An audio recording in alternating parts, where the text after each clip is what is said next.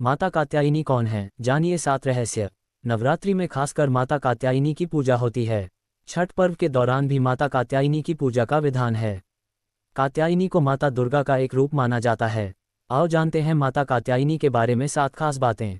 1. माँ दुर्गा की छठी विभूति है माँ कात्यायनी।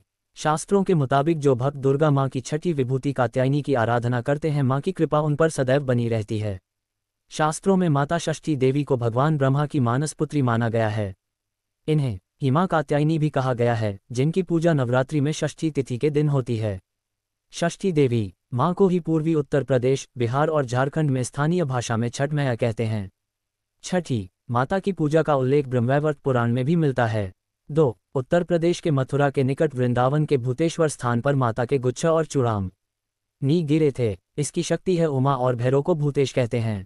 यहीं पर आद्या कात्यायनी मंदिर शक्तिपीठ भी है, जहां के बारे में कहा जाता है कि यहां पर माता के केश गिरे थे। वृंदावन स्थित श्री कात्यायनी पीठ ज्ञात 51 पीठों में से एक अत्यंत प्राचीन सिद्धपीठ है। 3. विजयादशमी का पर्व माता कात्यायनी दुर्गा द्वारा महिषासुर का वध करने के कारण मनाया जाता है, जो कि श्रीराम के काल के पूर्व से ही प्रचलन में रहा है। इस दिन अस्त्र शस्त्र और वाहन की पूजा की जाती है। 4. ऋषि कात्यायन की पुत्री ही कात्यायनी थीं। ये नवदुर्गा में से एक देवी कात्यायनी है। कात्यायन ऋषि को विश्वामित्र वंशीय कहा गया है। स्कंद पुराण के नागर खंड में कात्यायन को याज्ञवल्क्य का पुत्र बतलाया गया है। उन्होंने श्रौतसूत्र, गृह्यसूत्र आदि की रचना की थी। 5. कहते हैं कि सिद्ध संत श्री श्यामाचरण लाहिड़ी जी महाराज के शिष्य योगी 1008 श्रीयुत स्वामी केशवानंद ब्रह्मचारी महाराज ने अपनी कठोर साधना द्वारा भगवती के प्रत्यक्ष आदेशानुसार इस लुप्त स्थान पर स्थिति इस श्री कात्यायनी शक्तिपीठ, जो राधाबाग वृंदावन नामक पावनतम पवित्र स्थान पर स्थित है, का पुनर्निर्माण कराया था। 6. माँ कात्यायनी के मंत्र। कात्यायनी महामाय महायोगिन्यधीश्वरी नंदगोपसुत देवी पति में कुरुते नमः। मंत्र ओम ह्री नमः। चंद्रहा सोज्ज्वलकराशाइलवरवाहना कात्यायनी शुभ दद्यात देवी दानवघातिनी। मंत्र ओम देवी कात्यायन्य नमः। 7. कात्यायनी देवी की कथा। रंभासुर का पुत्र था महिषासुर, जो अत्यंत शक्तिशाली था। उसने कठिन तप किया था। ब्रह्मा जी ने प्रकट होकर कहा, वत्स, एक मृत्यु को छोड़कर सब कुछ मांगो।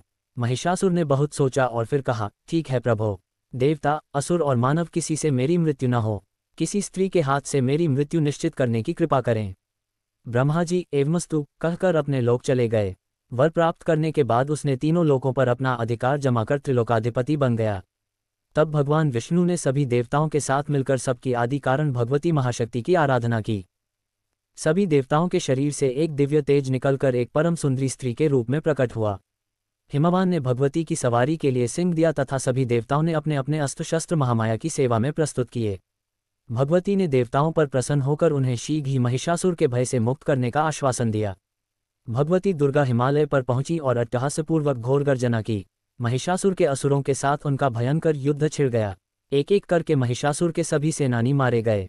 फिर विवश होकर महिषासुर को भी देवी के साथ युद्ध करना पड़ा।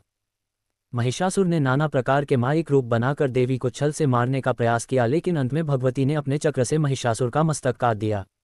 कहते हैं कि देवी कात्यायनी को ही सभी देवों ने एक एक हथियार दिया था और उन्हीं दिव्य हथियारों से युक्त होकर देवी ने महिषासुर के साथ युद्ध किया था।